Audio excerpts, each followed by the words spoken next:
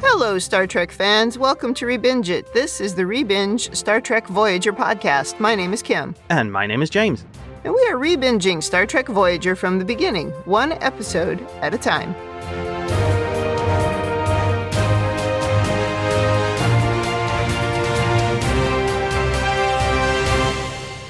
Welcome back to the podcast. Today, we are on Season 3 already, Episode 1, Basics, Part 2. Yes, we have made it. Yes, we've made it to Season 3. This episode aired September 4th, 1996, so we're creeping up on 97 already. Oh, are we ever? So before we talk about this one, do you have anything to say about, well, the last episode was our unexpected season wrap-up, or Yes. the episode before, which was Basics Part 1? No, both of them are perfect. Well, the episode wasn't so much perfect. We were really not impressed with the finale No. of Season 1. No, Season 2, sorry. Or Season 1, now that I think about it. We haven't been doing great on the season finales. Season 1 was a bit meh, but Season 2 was actually bad. It was actually bad, I agree. Good cliffhanger, but Yeah, all the things that happened to get us there, not so good. I think we painted ourselves into a Seska corner. Yeah. And we're trying to get ourselves out. Honestly, I feel like we could have just stopped going to Seska and it would have been fine. That would have I'm worked not too. sure we needed to really wrap it up. But here we are. Yes. So I have the notes this week. Yes, you do. It's because we, of course, record in advance. It is actually a couple days Still. before Christmas here. So Yeah. we're Very festive. We're in the past and there's a lot going on.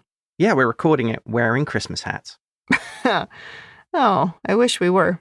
I have a Christmas hat somewhere. I should have put it Yeah, on. we should put on our Christmas hats. Mm. I have my Christmas Judge Dredd helmet. Yeah, you do. All right. In the cold open, we start with the last time on, where we are reminded where we left the story. Janeway and crew are stranded on a prehistoric sort of planet with no technology and few resources, while Seska and her Kazon boyfriend are in control of Voyager. All very bad. The planet looks amazingly like Southern California desert. It really does. It looks very familiar to us. And I noticed that in this previously on, they skipped the whole part where everybody had their brains surgically removed, so they'd fall for the second Seska ridiculously obvious trap. Yeah, we didn't get a ton of detail. The first problem we run into is that the baby appears to be struggling, fussy and crying quite a bit, very unhappy, which this is exactly where I'd be in this situation. I'd be very unhappy, probably fussy and crying. Oh. There are earthquakes going on, and for some reason, several of the crew members are just beat up with bloody faces. Is that because they got beat up by the Kazon before they dumped them? That's what I would assume. Okay. Of course, that was, weeks ago, so I'm confused. Well, it would have been like months earlier in the old days. Oh, that's true. Yeah, good point. And now that they've shown earthquakes, they've literally just dropped them off in Southern California. Yeah, I'm wondering if they hadn't planned to have earthquakes, but then there were just earthquakes. Yeah, this is somewhere out near El Centro. I'm pretty sure of it. Well, Janeway's team, remember they broke up into 3 different teams, and Janeway's team finds space to set up camp. Neelix and his team find a cave with the bones of a humanoid in a pile in front of the cave opening, and Neelix tells Hogan to gather up the bones to use as tools or weapons. Okay. You're standing outside a cave that has a pile of bones in front of it. Life tip here, I don't think you should hang around that cave opening. Seeing as Neelix has roughed it in the past, a little bit more common sense here. Well, I would say that it's bones. It's not a dead body, so it could have been from a very long time ago. And it could also be whatever lived in the cage, spitting out the bits it didn't like. Suck the bones. Yes, that also could be the case. And in fact, probably was the case. Well, Hogan does not seem thrilled with this order, but he does it anyway. Yep. Unfortunately, a short time later, something is moving in the cave towards Hogan, and we hear him scream. Neelix and team rush to his side, but he appears to be just missing. He's absolutely vanished. Yep. And we cue the opening credits. I feel bad for the actor. Hogan made it Yeah. 4 minutes into season 3. Why pick the guy who actually has had some lines and we've sort of built a character for him? Right. Pick one of the red shirts. I mean, that's the tradition. Well, there's a joke on that a little bit later. After the credits, we find that the news of Tom's demise was greatly exaggerated because he is still alive and flying around in a heavily damaged shuttle trying to reach the Talaxians. Yep. And everything he fixes seems to break again. Yeah. He's trying desperately to make repairs, but the computer notifies him of a Kazon patrol vessel approaching, and he's annoyed and he keeps saying, I don't have time for this. He does some fancy flying and quickly destroys the Kazon vessel. And by fancy flying, I mean he stops and they fly past him, so then he shoots them from behind. Tom just smokes that Kazon ship in like 3 shots. Mm-hmm. So this got me thinking, it does seem like Voyager is following a Starfleet kind of, don't destroy the attackers, just damage them enough that they force them to break off. Oh, yeah, of course. That's the Starfleet way. They're not being aggressive enough, which is why you keep on having the Kazon coming back. I think this is a flaw. I think Tom has the right idea here. Yeah, well, at this point, yeah. It doesn't work when you're dealing with the Kazon, though. No, well, it doesn't work with Seska. Our mistake has been underestimating Seska at every turn, even though she gives them every opportunity not to, and they still do it. That's true, and they do seem to behave like that towards Cardassians anyway. True. You want us to sell out our people? Okay, sure, we're good with that. Also in this scene, Tom's hair is quite messed up and his face is all smudged, so we know that things are rough. Yeah. Back on the prehistoric planet, also known as Southern California, we found Hogan's uniform, but not Hogan. I fear that's a series wrap for Hogan. Such a bummer. Neelix feels guilty for getting him into danger, but Janeway says there's no time for blame. She is in no-nonsense mode, which I really like. Oh, absolutely. I think finger-pointing here would be pretty useless, and, well, except if you're a Cardassian, in which case I think that's very important for career advancement. No, there's just, like, a time and a place to retrospect on what we've done wrong, and this is not it. Right now, we're just trying to survive. Yeah. She says Hogan was a fine officer and a good man, but we need to make sure this is the last death for a long time. And she proclaims, I will not let this planet destroy the crew. She orders the team to create clear safety protocols and find some weapons. Chakotay says he can use Hogan's uniform to make solar stills and have water by tomorrow. I like how Tuvok's making weapons already. A good tactical officer. Aren't solar stills, though, isn't that about purifying water? Like, where's he going to get the water to purify? Or maybe I'm misunderstanding it. I think he means one of those stills where you're actually pulling water from air moisture. Oh, okay. I don't know anything about it. I just turn on the tap. You are not a wilderness person. Oh, God, no. But anyway, that's the plan at this point. Janeway is in do-it mode. Oh, absolutely. Neelix says none of his search team has found plants with nutritional value, so a very no-nonsense Janeway says, well, then start turning over rocks, and she instantly finds a bunch of worms or maggots or something under a rock, and she says nobody better balk at eating these. They may be the difference between life and death. And then as she marches away, she dumps them into the hands of some random crew member, and they just look at them. I watched that a couple times and really laughed. I thought that was quite funny. But I would wonder how many of the crew take real survival training. From what we know of Star Trek, I would think everybody who serves on a ship should do survival training. 100%. Absolutely.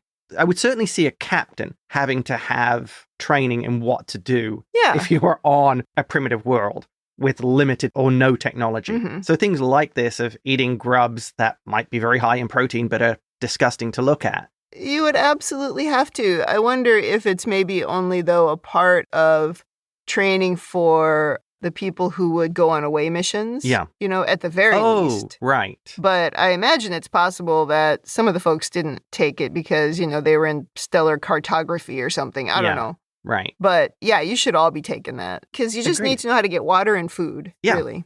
And Tuvok probably does it just for fun. Yeah, Tuvok actually did seem to be enjoying himself, as much as he's able. This is like a Vulcan camping trip, except a little more luxurious.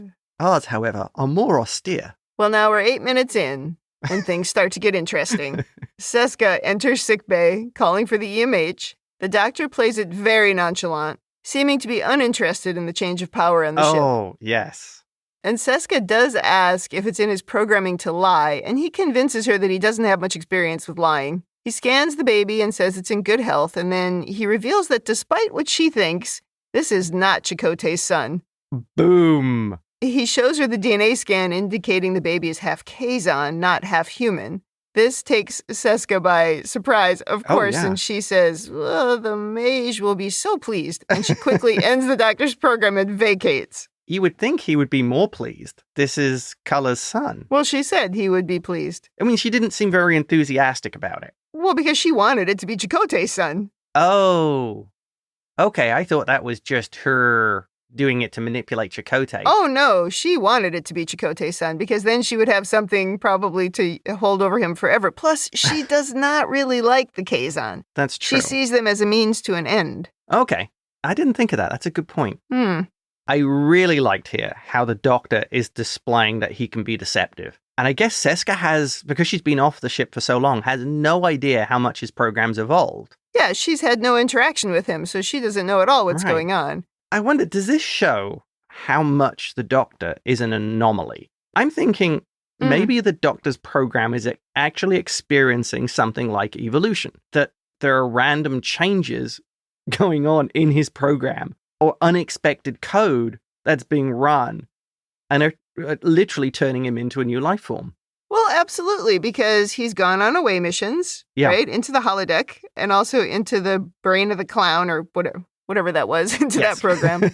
But, I mean, he's become a part of the crew. He's learned from senior staff members, right, not just been involved in medical stuff. So, yeah, I think he's evolved, and she really has very little reason to know all of that. Yeah. Well, that's why I'm thinking this is such a departure from what a hologram would do, that this code is, if you like, writing itself. You're seeing something here that hasn't happened in holograms before. Yeah. Maybe with Moriarty's the only other example of that, but right. I mean, he was a supervillain, so a little bit different. You've brought that one up before, I think, when we talked about, when in the Tuvix episode, but every time you bring up Moriarty, I realize I need to go and watch that episode. Well, there's a couple episodes with Moriarty, but just absolutely amazing episodes. Especially the second one. Oh, I love the first one with Dr. Pulaski. Yeah. This whole scene in sickbay, particularly with Seska, is probably my favorite scene in the episode. I thought it was really good. Yeah. Oh. I like the interaction between Seska and the Doctor. I like the Doctor playing that very nonchalant sort of thing that he did. Right. And just really fooled her into thinking, I don't care what's going on here, you know? And she is so rarely fooled, but she's like, maybe her one blind spot here is that she wants the kid to have medical attention. So she doesn't want to destroy the Doctor because that's her only hope really for it. Yeah. And so it's almost like, so she convinced herself, okay, you know, he's fine. He's on my side. Well, this goes back to where I think he's such an anomaly. You wouldn't run into something like the Doctor. No, of course not. Yeah. I just really enjoyed this scene. Well, the Doctor is, of course, in charge of his own activation, so he reappears after Seska leaves, and he creates a log about the baby's parentage, just so that if Chakotay ever gets back, he can know the truth. Yeah. He starts, though, kind of panicking about what he's supposed to do, even considers teaching himself guerrilla warfare. That made me laugh. I'm like, I don't think that's going to help you here. This, again, is one of those funny things of he wants to read the tactical database and learn guerrilla warfare. Yeah, you're a program. You don't need to read it. Right. Couldn't he just download the whole thing instantly and know it? Like the Matrix. Even before that, I'm going back to Joe 90 in the 1960s. They could download into the character's brain other skills so he could complete a mission. So they've had this technology since the 60s. Who's Joe 90? A Jerry Anderson production. You know, the people who did Thunderbirds, Stingray, Fireball XL5. Okay. I don't know what you're talking about half the time. I'll also comment that the Doctor says he's confused what to do. I think you should watch Die Hard. That would tell him everything he needs to know. Oh, that's true. This is kind of Die Hard, yeah. And also, I think we can tell Boomers wrote this because somebody brings up Che Guevara. He does bring up Che Guevara. Really bad example of a revolutionary considering what happened to him in Bolivia. He asks the computer who's on board, and he learns there are a lot of Kazon and one Betazoid, which, of course, shocks him. And he calls Suder when he figures out who that is. And we find Suder's been hiding, and he asks him to get to sickbay. And did you notice that? I will call this the Lon Suder maneuver. When the Doctor says the ship's been taken over, and he just closes his eyes and says, Duh. I know. Yeah. Well, then the Doctor very wisely tells the computer to delete the record of Suder's comm badge. Yep. Back on planet California, B'Elanna and Harry have found some gigantic eggs.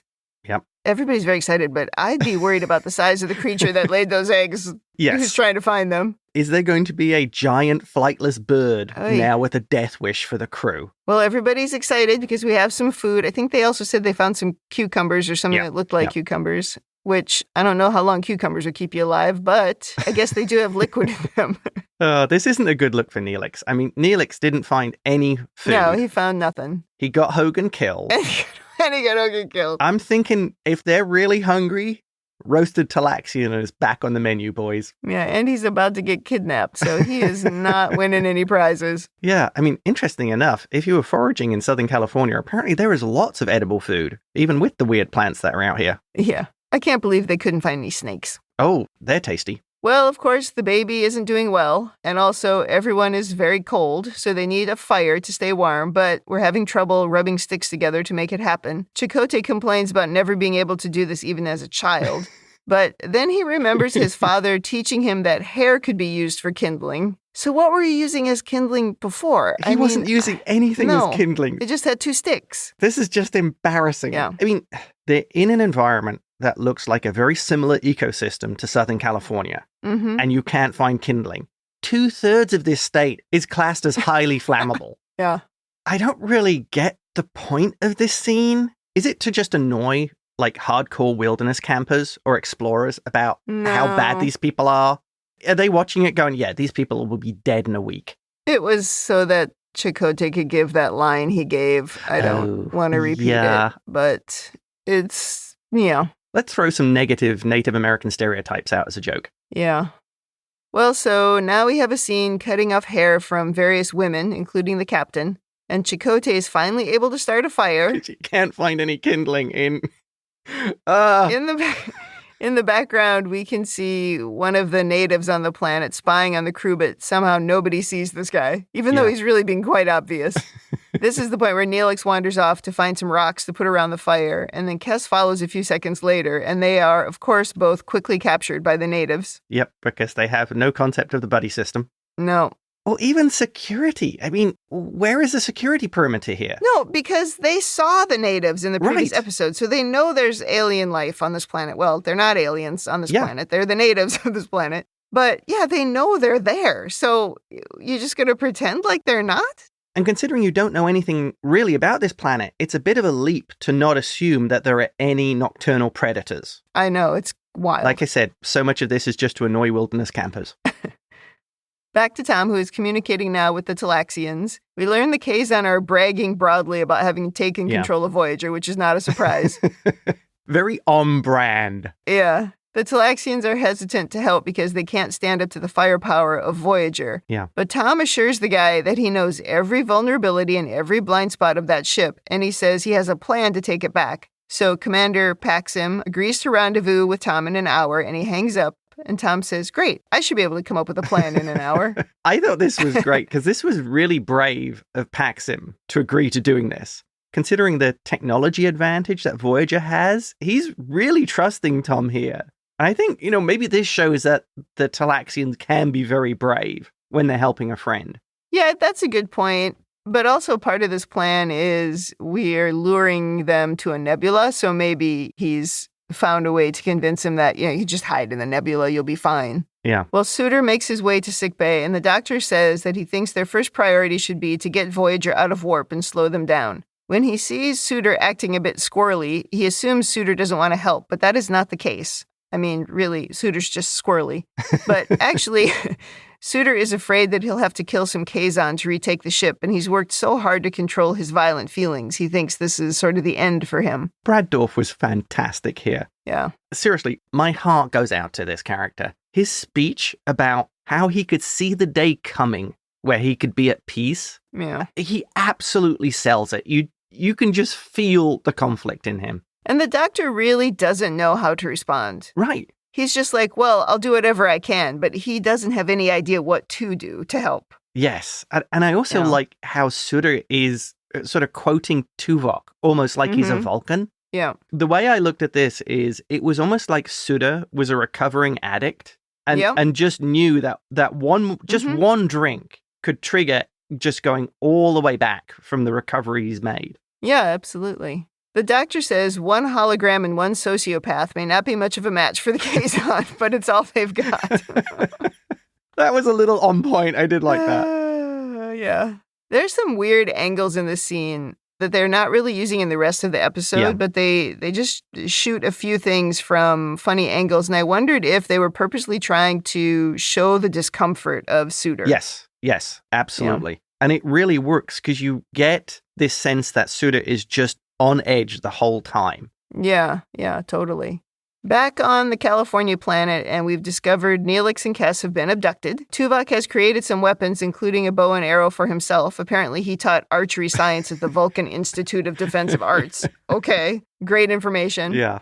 So now off we go to find our missing people. And I'm not going to give a lot of detail about these cavemen-like dudes holding Neelix and Kes in a circle and yelling at each other and beating their chests because it's really kind of silly. Yeah. The makeup on these guys also, I feel like it's bad. Yeah. I mean, their faces don't match the rest of their skin. Some of them they do. It's like they went out of their way for some that maybe they had the close-ups on. But now, on my gigantic television, it was so obvious that the makeup didn't match. It looked fantastic on an interlaced 19-inch TV in the 90s. Oh, man. Not only were the characters themselves silly, but yeah, they did not look good. I kept on getting 2001 A Space Odyssey vibe from these guys. Well, yeah, because they kept, beating their chests. It was weird. Also. But yet they somehow had language skills. Yes. These people do give the appearance of being like a prehistoric race. Mm-hmm. But if you notice, they've actually invented or discovered trousers and jackets. Yeah, they've got full outfits. It's quite impressive. And fire, but Yeah. they don't seem to have houses. I'm not sure where they live. I'm pretty sure they've invented the sewing machine as well. Maybe. I mean, this is my big problem in this episode, is these guys are really stupid, and I can't get past it. Well, at this point, Chakotay walks confidently into the scene, speaking very calmly to the leader, showing he has no weapons and he's not a threat. Yeah. And then he just sort of takes Neelix and Kes and walks out of the scene, and he Right. says, just walk and don't look back. And they start to do that, but then, of course, the cavemen start chasing them, and so then they take off running. Okay, what's funny here is when Mhm. Chakotay is speaking to the leader of the tribe, Mhm. and he's saying, listen to my voice, it's very calm, and he says, I must have my people back. Yeah. When he delivers that line, the other cavemen all start shouting and getting really agitated. As if they know what he says. So they could Yeah. speak English. They were just being jerks. Maybe they were cosplaying. You know what? That would actually make sense. They got separated from just a normal group of people. Okay. Maybe they were actually out in the desert for a LARPing group or something. I don't know. Okay. But they got separated from their normal English-speaking people. Okay, well, actually, that's one of my overanalysis points. These cave people have such well-tailored outfits with the jackets and trousers. I actually have the suspicion that they're part of an immersive wildlife experience vacation. And the guy with the, the little that would pointed be staff. funny. Yeah, Yeah, he's just yeah. the tour guide. This is an immersive Right. experience. And they just thought this was just a part of the experience. Yeah. Yeah, and the tour guide is playing along because, they throw stuff out like that. Honestly, that makes more sense than what actually happens. Oh, that's funny. Well, as Chakotay, Neelix, and Kes run away from the scene, some of the Voyager crew turn up above them and start throwing spears and shooting arrows to slow down the natives. Yep. And they manage to get away, but they end up having to hide in the cave where Hogan died, or at least a cave that looks like the one that Hogan died in. Yes, let's head into the cave with the rock monster. What could possibly go wrong? The natives know that there's bad juju in that cave, so they don't follow. Yeah. Back to Voyager now, and they can't figure out why the ship has dropped out of warp. So the Doctor and Suder have been successful. Yeah. But also, they don't spend a lot of time showing us that, which I quite like, Yeah. right? They told us they needed to do it, and then something has happened, and they've done it. I like that. Yeah, that was a good story choice because Yeah. you could get hung up with, the techno babble of what to do. And here it's just like, Yeah. bang, we're stopped. Although, you know what? I would rather have had the technobabble than the scene with the natives. But anyway, Seska thinks there's a saboteur on board, or, a member of the Voyager crew, not somebody from the Kazon. Finally. Meanwhile, Suder starts using an old Maquis trick of using a portable Thoron generator to confuse tricorder sensors. Yeah. And the Doctor says that's not enough. We need weapons. I wonder here if you could hide your tracks a little better. Because Seska talks about why didn't any alarms go off or anything like that. Like, maybe you could... Yeah, there was no warning. Yeah, so maybe you could, set the alarm off and sabotage the injector. So it looked like a more legit failure. Or I was thinking, maybe misalign some part of the warp drive and put in the log, or the change log, that one of the Kazon did it. We see here that Culluh basically is such a dim bulb. He threatens his engineers to motivate them. Yeah. So if you did something like that, they'd end up chasing their own tail and blaming each other for, you did this. No, I didn't. Says in the log you did. Yeah, I do think they're all a bit too competent for what they should be. Right. At this point, yeah, that would have made some sense. But again, we're choosing to focus on different things. Yeah. On the planet, the baby now has a fever, so things are getting worse, Yeah. and the earthquakes are also getting worse. Meanwhile, the natives are trying to smoke Chakotay and team out of the cave, forcing them to go deeper inside until they find the sleeping creature we saw in the last episode. Oh, nice effect. We get a big a really big cave monster. Yeah, it's kind of like a giant lizard with maybe a dragon's head or something. It's big. Yeah, I looked it up and they called it a Hannonian eel. Yeah, okay. Janeway and her rescue team locate the mouth of the cave and they figure out what's going on. She asks for the fastest runners, one of which is B'Elanna, and tells them to get ready to run to their camp. I think they missed an opportunity here because Harry says a phaser blast should do the trick. I do think Janeway should have either given a full Janeway maneuver there or just said, shut up, Harry. Yeah, you're right. That would have been annoying. It's like, yes, okay, great. Captain Obvious. I've got another plan. We throw Harry at them and run away. Back inside the cave, Tuvok doesn't like their situation from a tactical standpoint. I thought that was funny. But they do try to sneak past the creature because they think they might be able to find a way out on the other side. Now our fast runners throw some rocks and shout to attract the natives, and then they run away like mad. This was so ridiculous. It really made me laugh. Because B'Elanna is like yelling, come on, get us. Like, oh my God, what is happening? But they all do run away. So Janeway and team then get to snuffing out the fire. And inside the cave, we inevitably wake up the creature and it starts chasing us. Well, one guy actually slips and the cave monster just eats him. And if you notice, it was the guy with the blue uniform. Okay, I did not notice that a guy got eaten. Oh, really? No, I must have been taking notes and I saw him slip. Yeah. But it's also very dark. Yes. You can barely see what's going on. So I could not see it. And I think you were watching in a dark room. I was watching in a light room, but I honestly didn't see it. I'm pretty sure they ate him. Okay, so we lost 2 people on this mission. Oh, yeah. I thought it was kind of funny. That it might be a little bit dark humor. Because the guy has like sort of green-blue uniform. So instead of the traditional red shirt that gets it, it's the kind of blue-green guy that gets it. So we killed a yellow and a blue. Yep. Well, Tuvok starts shooting at the creature with his bow and arrow, hits it with several arrows, and then ultimately, as they're trying to get out of the cave, they drop a bunch of rocks on it. I do like there's a funny scene where once the rocks drop and all the like dust is flying out of the cave, Janeway has to stop and go back and look in. It's like, I'm the star here. I need to be in the scene. It's like, no, just run. The visual effects were really good. The creature is pretty impressive. I liked the way it had like a ring of claws around its middle. Man, it was weird, yeah. A land eel, as they called it. It was very 90s. I think the effect still holds up pretty well, though. Oh, yeah. On Voyager, the Kazon now are crawling through the Jeffries tubes looking for Thoron particle leaks while Suder spies on them quietly. Oh, yeah. That scene where Suder is just very quietly watching the Kazon as he crawls past. Meanwhile, Tom sends the doctor a clandestine message on the emergency medical channel. He says he's bringing help, but he needs the doctor to block the discharge from the backup phaser couplings once he takes out the primary couplings. Yep. He has to do it at the exact right moment or his plan won't work. Yep. Did you think that scene was interactive, or was it just a message that he sent? I think it was just a message that he sent. So he doesn't really know if the doctor, because the doctor could have been disabled by Seska. Yeah. He's taken a bit of a leap of faith there. Yeah. Well, Suder returns with a dead Kazon. The doctor says he did the right thing, and he says he'll put him in a stasis drawer. Suder says, at least we have weapons now, and then he collapses to the floor into sort of a fetal position, refusing any drugs to calm him down. He repeats the mantra that Tuvok taught him, while the doctor just has no idea what to do. That Suder is absolutely shocked. The way he just falls to the floor there and like almost curls up and starts trying to meditate. Yeah. And the way the doctor just sort of gently touches him on the back, you just feel this scene. Yeah, it's good. I think this is the scene where you see just how different Suder is. If there was any question that he was putting on a front to try and get out of confinement. Oh, yeah. This is where you see he really was telling the truth. Yeah. And this took a toll on him. And you see it. It's a really well-acted scene. Yeah, he just crumples. Yeah. Mm-hmm. And when he starts trying to meditate, that is just heartbreaking. Yeah, because it's not going to work. Right.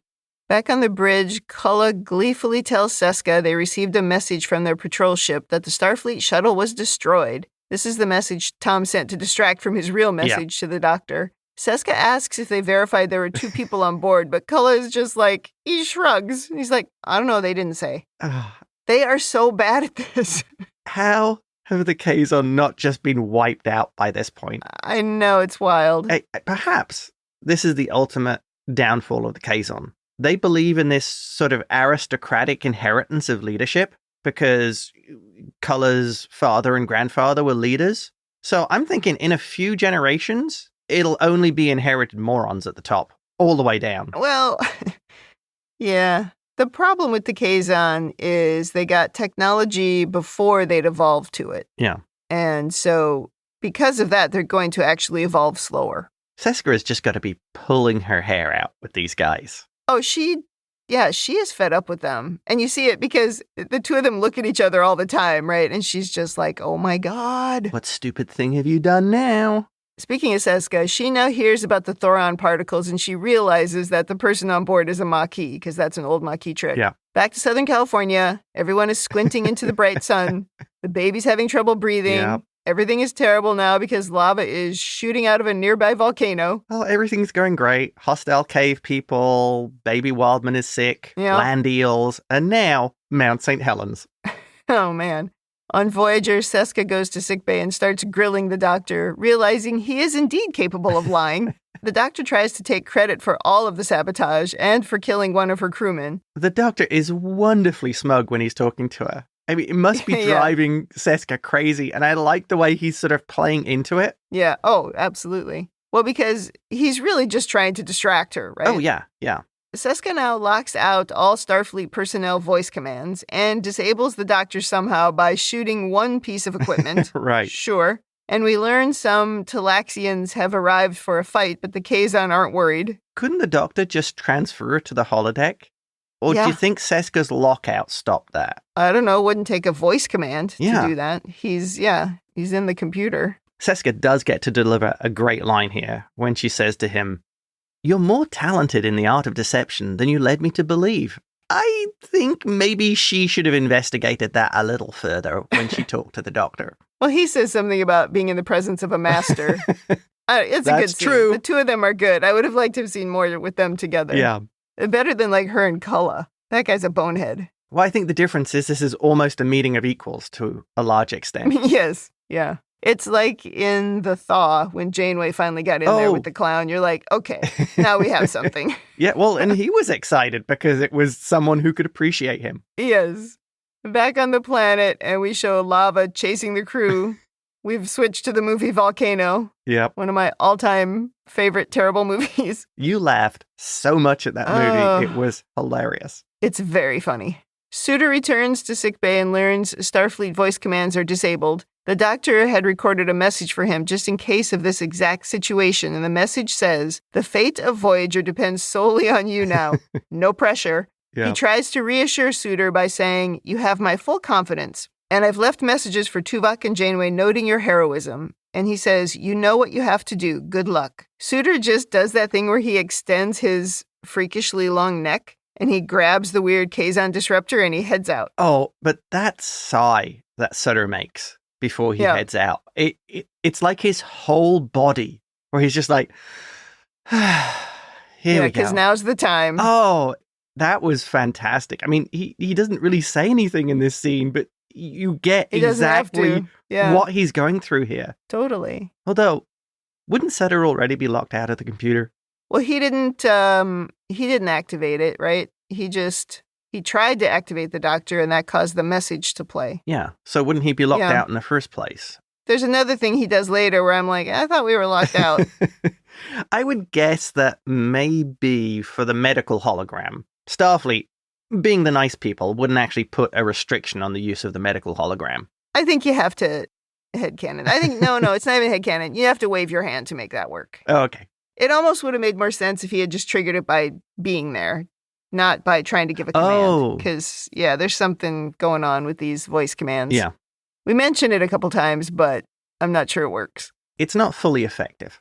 Meanwhile, on the bridge, the Talaxians lead Voyager to a nebula and right into Tom's plan. Oh, Culluh, you never go into a nebula. Never go into a nebula. Yeah. Have you not seen Star Trek II? Yeah. If there's anything that movie teaches us, it is you don't go into the nebula. I mentioned it before, but in Encounter at Farpoint, Star Trek The Next Generation's pilot, they have Riker sit and watch the first episode to see what he's missed. This is a perfect chance to play The Wrath of Khan. Have everybody watch it and see what they missed. Yeah.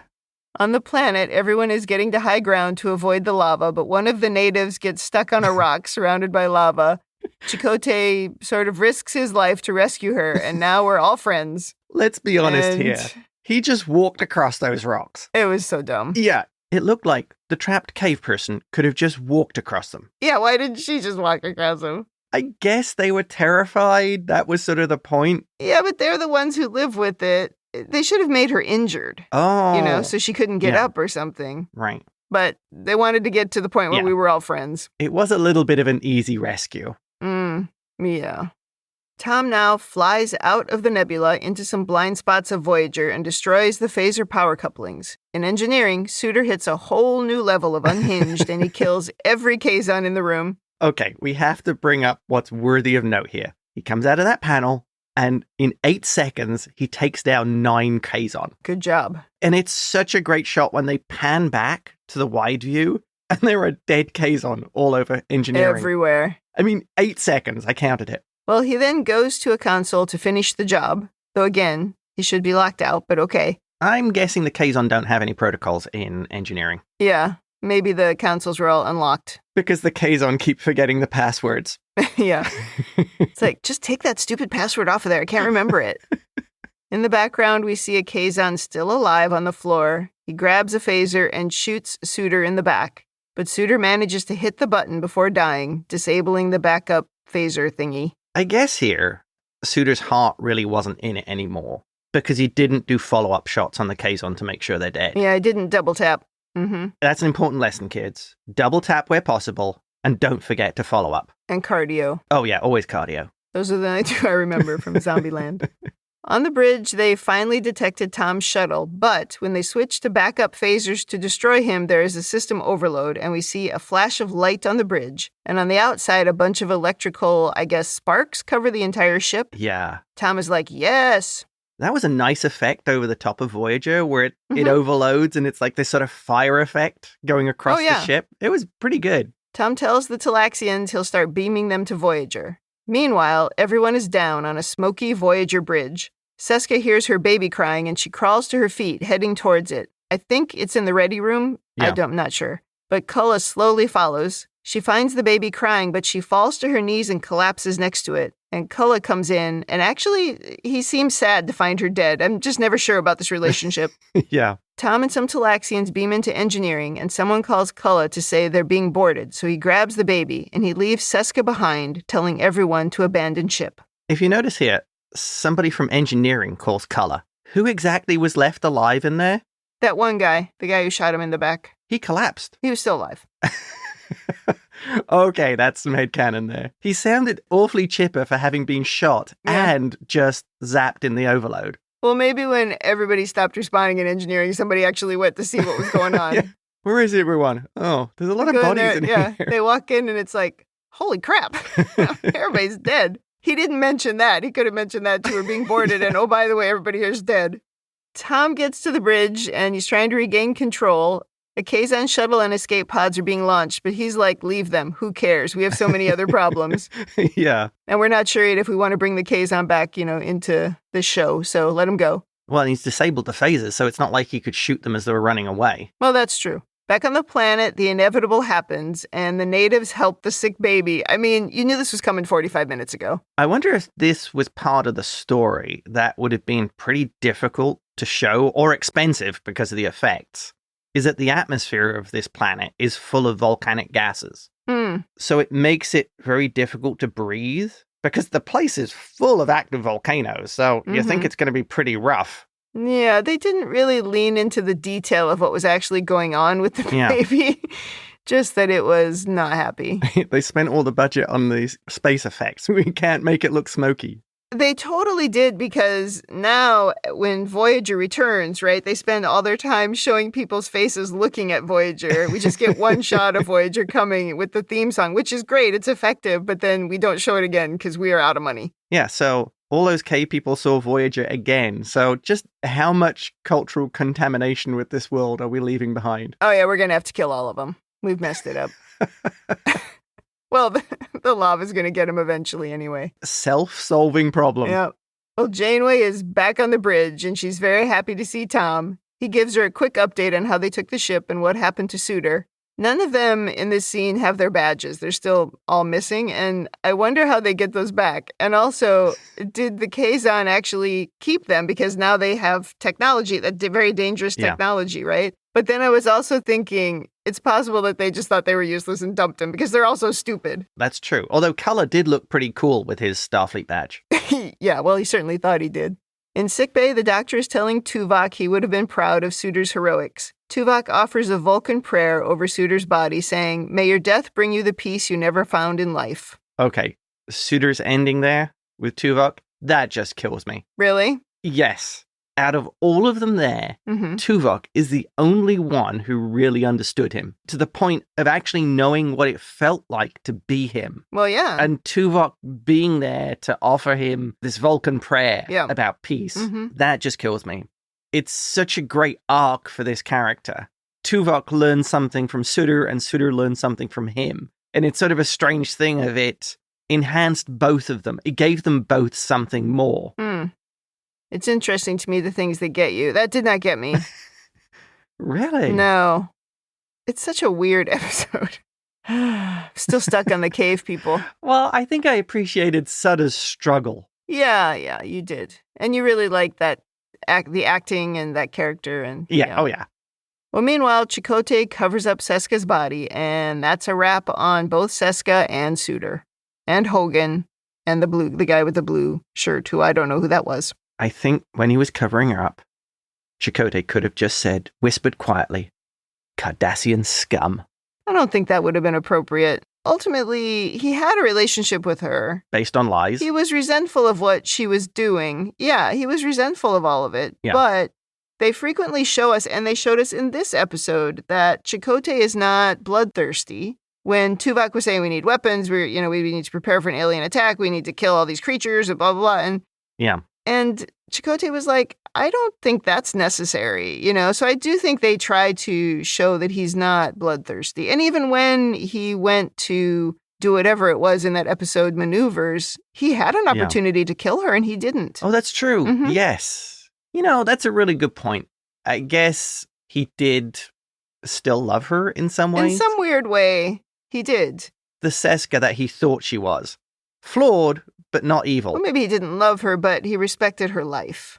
You know, those are two different things. It's sort of like Odo in Deep Space Nine. No matter what, he never wanted to kill anyone. That's true, yeah. Like Doctor Who. That's a good parallel. Back on the bridge, everybody is ready to go, even though we are still all pretty messed up, covered in dirt, not wearing our comm badges, and everybody must smell like absolute hell. And traumatized. Very traumatized, and will we ever speak of Hogan again? Who knows? Who? Who? Oh, no. Oh. And blue guy that didn't even get a name, I don't think. Probably not. Oh. And Seska and Suder. Nope. Well, the end. I do think Janeway should have kept the hairstyle for the rest of this season. the must hairstyle with the long ponytail. Yeah, there's a little bit of a bun, but with the ponytail. It was awesome. No, I just think everybody should have short hair.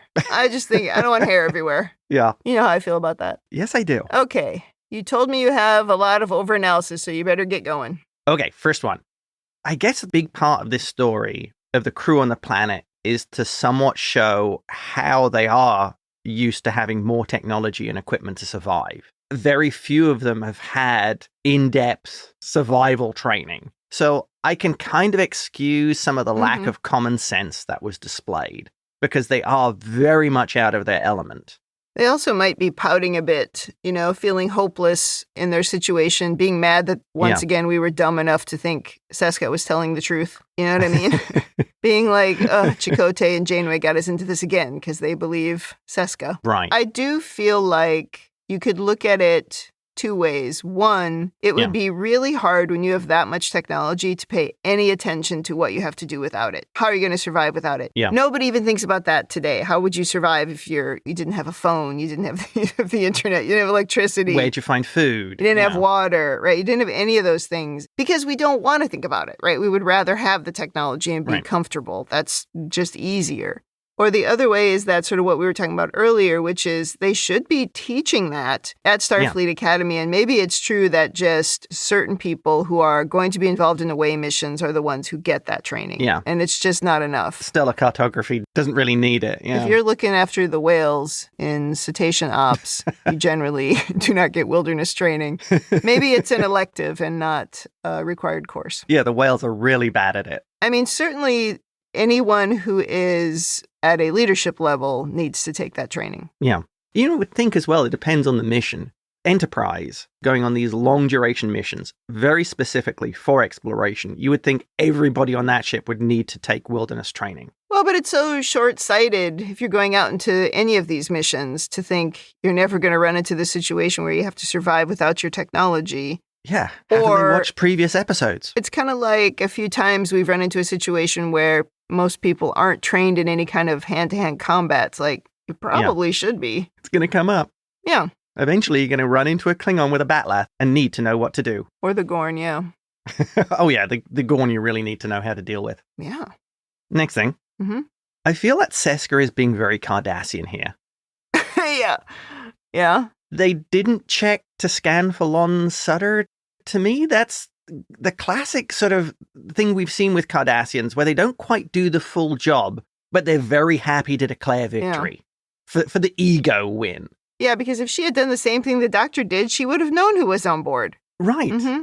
I can accept the Kazon being kind of lazy. Of sort of, do we have to check? That sort of bad attitude. Couldn't you have just done a quick scan, found the only comm badge on board, and beamed that person to the brig? Right. Or out into space? Right.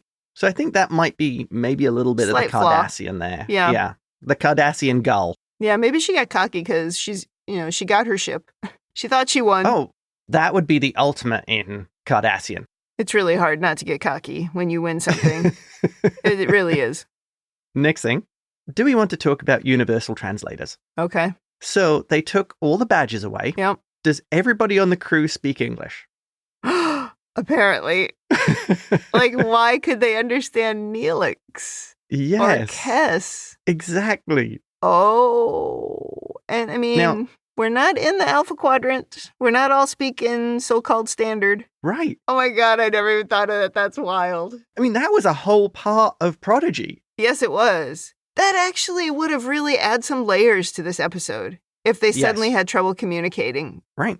I could see Tuvok speaking English because, well, he's a snooty Vulcan. But we know there's other Vulcans on the crew. Maybe they couldn't speak English and just normal Earth languages. What if you had somebody who spoke French? Yeah, because there's again, with the technology, there's no real reason to learn other languages because you've got the translator. Unless you're a Huru and you're actually interested in it. Yeah. Yeah, well, yes. Or Gwen. Oh, yeah, right. I would have really enjoyed that layer if they had added that. If we suddenly had a problem communicating, that would have been really good. Yeah. Oh, that's... Yeah, you needed Tuvok to talk to the other Vulcans. I never saw that.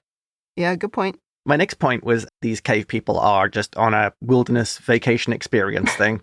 They're cosplaying. It's really the only excuse. Yeah, it's the pants and the jacket. It was bad. Next thing, technology theft. How much Federation technology in the escape pods? Yeah, I wondered that too. And Kazon shuttle escaped with Culluh. How much stuff could they just grab and throw in while they were getting away? Yeah, I wondered that too. Well, at least we know there's not like replicators and transporters in there. Yeah. I was wondering if maybe a lot of the Kazon were like injured because we saw Culluh was struggling. It killed Seska. So maybe lots of them were injured to a point that it was just, I'm saving my skin. I don't think many of them got off, honestly. Yeah. I think a small set got away. Yeah.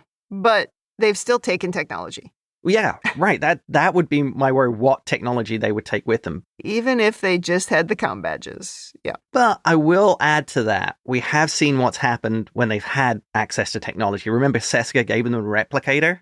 and they couldn't Yeah. get it to work, end up killing the team that was working on it. Yeah. So it might be the caveman with a VCR thing. Yeah, but they could sell it, right? Oh, there might be people who could use it. Yeah, that's a good point. Mm-hmm. So yeah, I would worry about the technology theft. Yeah. Next point.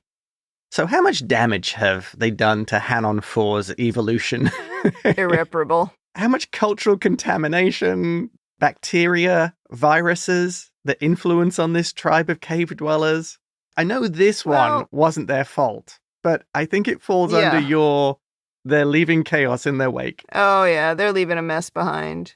I mean, we don't ever deal with the viruses and things like that, which I'm happy we don't, because that would be every episode. Like in that terrible Netflix show, that was every episode of that show. I'm thinking fast forward to this race's more evolved form, maybe 5,000 years' time, where scholars are looking at cave paintings with Voyager in them. With Voyager on it.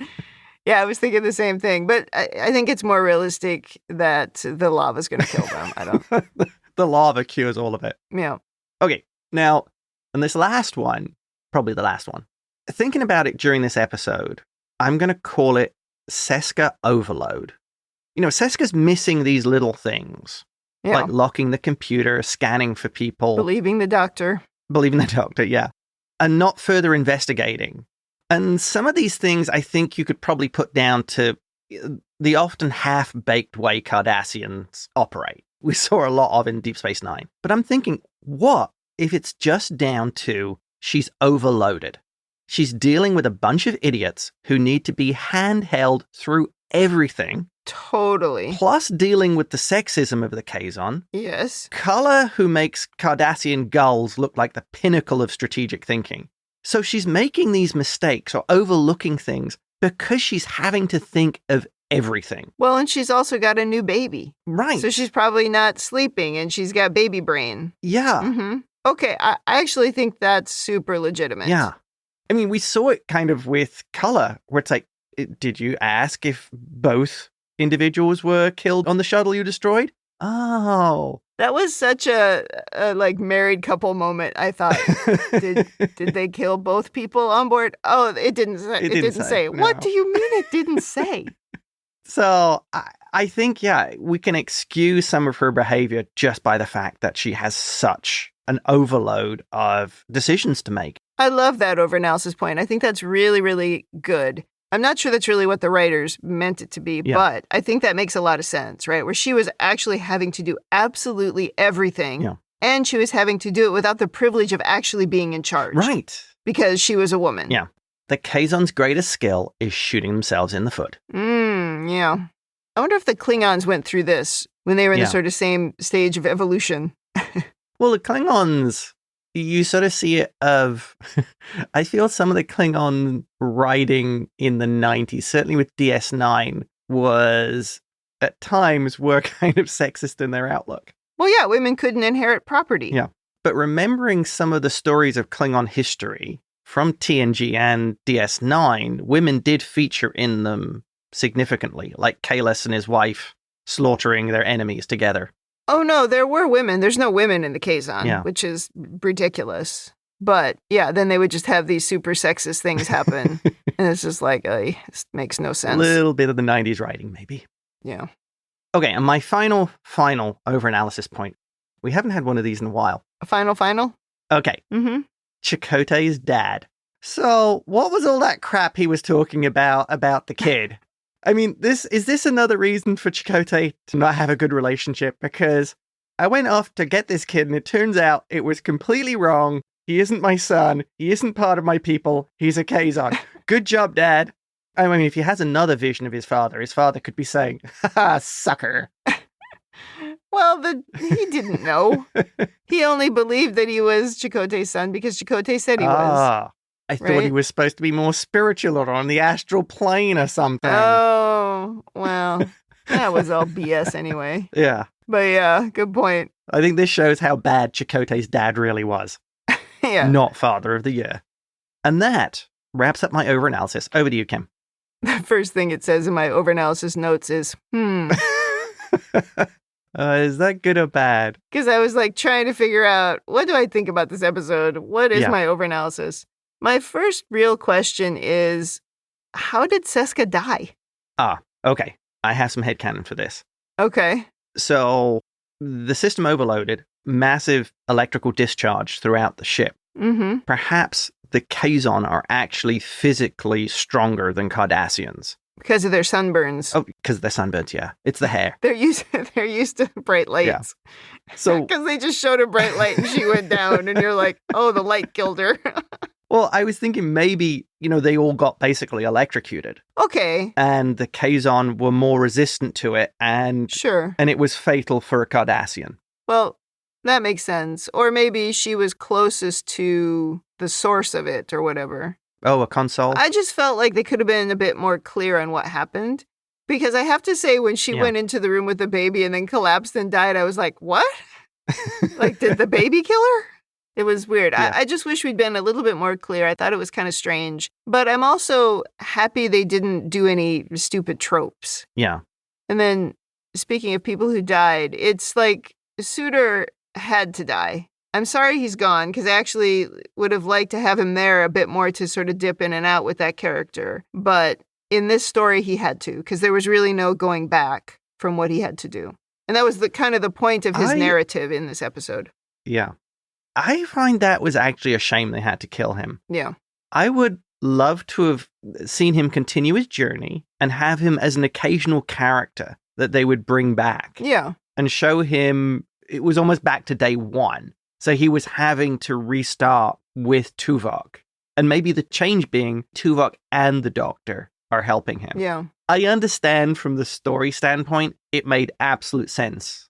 But also at the same time, it's sad to see the character go. Well, you knew immediately when he came out of that Jeffries tube and he said he was afraid he was going to have to kill Kazon. You knew at that moment that he was dead. Yeah. that they were going to have to unleash it wasn't this thing. Going to end well. Yeah, and it just wasn't going to end well for him. And so, they tried to kind of make him the hero, and he went down in sort of a blaze of glory. And he maybe even was a little bit careless because he just couldn't come back from it. Or by that point, he had just given up, right? I think the problem is his nature had so changed. Yeah. I don't see the old Suder making that mistake. There might have been a going back from it if he'd only killed the one guy. But once he shot that whole room up, I don't think that Tuvok was going to be able to bring him back. That was just crazy. Oh, I think as well what I liked about that was, I think you saw what Chakotay was frightened of. Oh, yeah, I think that was the exact thing that Chakotay was frightened of, yeah. And rightfully so. Yeah. So I think goodbye to a very interesting character. A non-typical Star Trek character. Oh, yeah. In many ways. Agreed. Especially the way they had him go out. It's just, it's just very unique. And good job to Voyager for it. Yeah.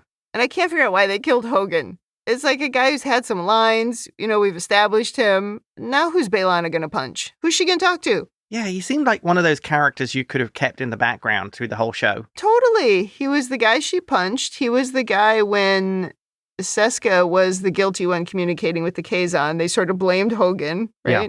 He was the guy at the transporter when they created Tuvix. Oh, right. He's been involved in everything, and now we just had the lizard creature eat him off screen. It's a bummer. Is it because they were going to have to negotiate an actual dollar contract for him and went, oh, we're killing the character? Oh, maybe. I hope it's because the actor got a better job or decided he didn't want to do this anymore. Well, that is all I have in overanalysis. So if I go to women in the future, there's a lot of screaming by the alien or native women, but whatever. Still not a single female Kazon to be found. And their only smart person, Seska, is dead. So they are doomed. Certainly Culluh and his sect of idiots. Yeah, gosh.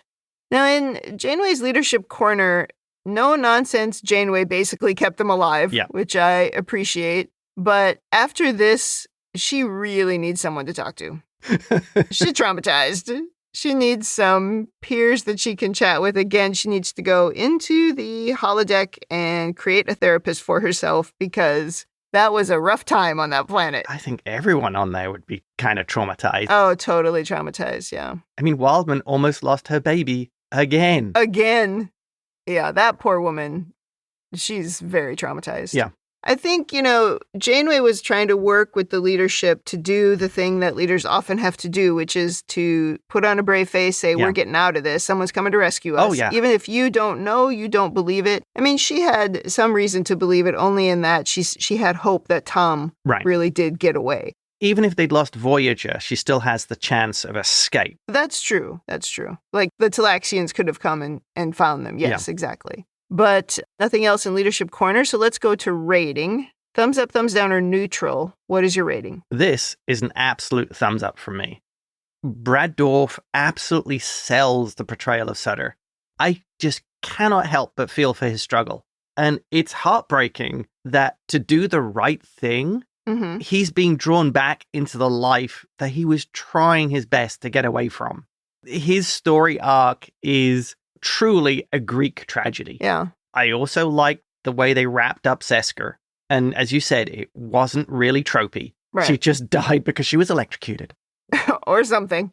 And I think as well, I like this episode so much more than the first one because I don't think anybody in it was actually stupid. I think they made genuine mistakes. So it was a far better plot and writing than the first part, where they were aiming to get to a point and they threw logic and sense and everything we built up about these characters out the window. This episode, I felt consistent within the characters and worked really well.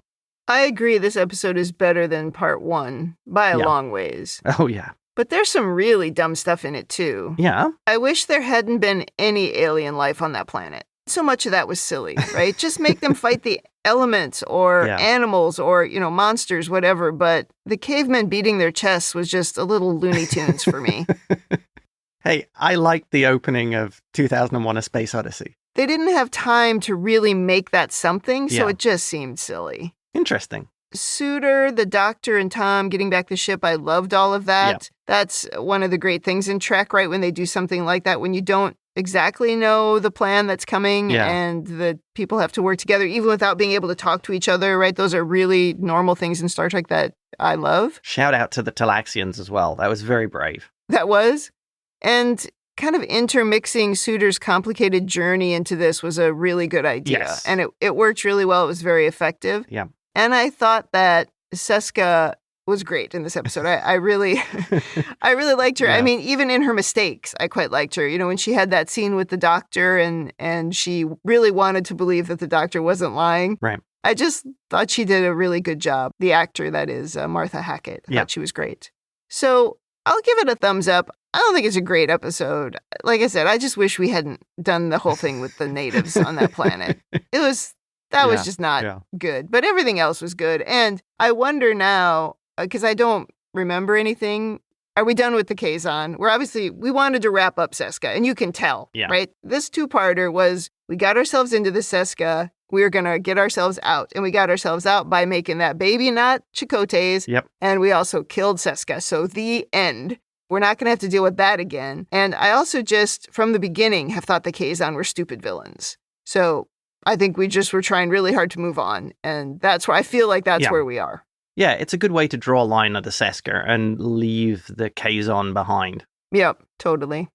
Well, that wraps up Season 3, Episode 1. Come back next week for Episode 2. In the meantime, if you'd like to send us your own overanalysis of this or any episode, or if you just want to say something nice, you can email us at rebingeit@gmail.com, or you can reach out to us on Blue Sky, Threads, or Instagram, or YouTube at ReBingeeit, or you can join the Facebook group, facebook.com/groups/Star Trek TTM podcasts.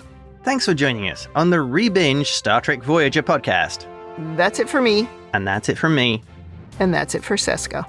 And Suder. And Hogan. And the blue shirt guy.